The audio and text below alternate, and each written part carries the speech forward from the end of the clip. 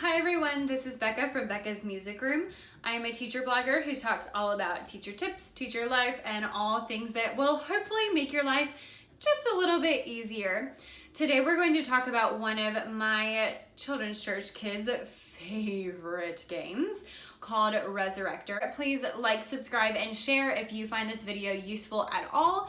I do post 2 videos every week about teacher life, teacherpreneurs, teacher whatever. And so if you would like to know about the next ones, make sure you subscribe and turn that notification button on so that you will be notified when I have a new video. Without further ado, we're going to talk about one of my kids' favorite games called the Resurrector game. Now, I did not come up with this, and I will link to the blog post that talks about it down below, but I feel like it's kind of a hard game to explain unless you get to see it. So I'm going to explain it, and then I'll show a clip of some of my kids playing it. Now, I am experimenting with a couple different musical versions of this game. I'm thinking that the song Skin and Bones would work pretty well with this one, and I'm kind of looking around for some different ideas. If you have an idea of how to make this game musical or a good folk song that would go along with it, please leave it down in the comments so that I will have some ideas and I'll let you know how it goes. For now, I teach it and I use it in just my children's church, and we always have so much fun with it. So what happens is you give all the kids a card. It's kind of like Mafia, but for little kids. You give everyone a piece of paper, and on one you have a D, on one you have an R, and then on the other ones we used to do numbers, but I found it easier if you just leave them blank, because then you don't have to worry about, well, is this a 2 or is it an R? Like, just leave them blank. It's just nothing. So every kid gets a card, and make sure it's folded so that no one sees what it is. And if you have the R, then you are the Resurrector. So what that means is during the game, you have to resurrect all the other people.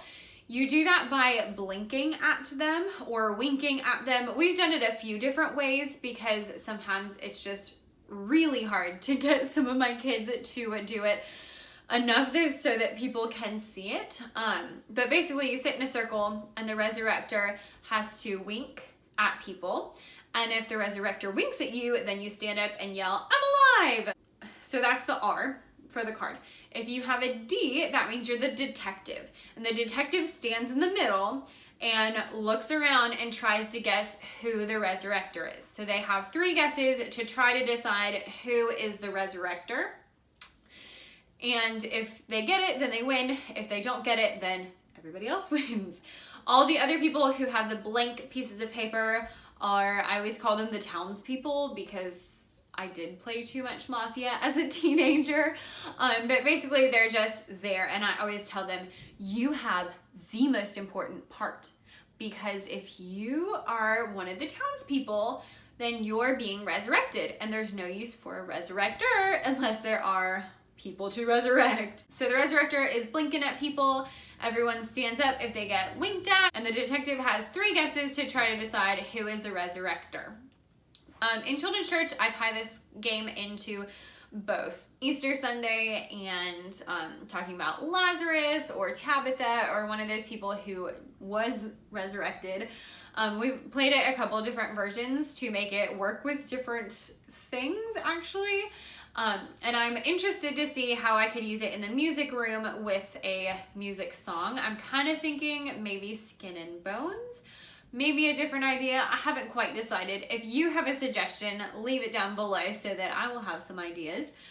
But even if you don't use it in the music room, like I said, I use it for children's church and it is super fun. You could use it just for fun anyway. In just a second, I'm going to play a little clip of my kids playing this game so that you can just kind of see how it goes and understand it a little bit better.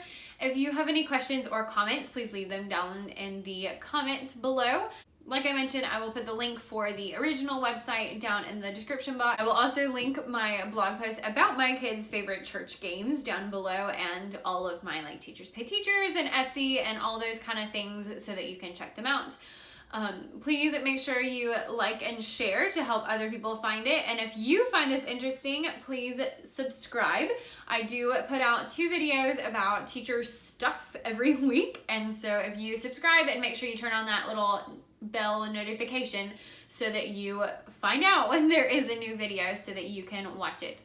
Thank you so much, and I hope you enjoy the rest of the video. Detective's in the middle, trying to figure out who it is. One person's alive.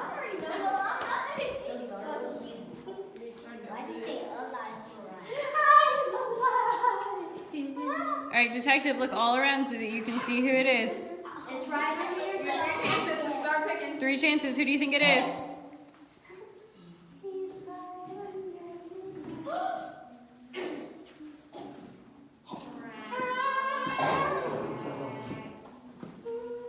Hurry up. 3, 2, 1, pick. Nope. Alright, 2 more guesses. Oh, she's 10, dead. 9. Alright, 1 more guess. Nice job.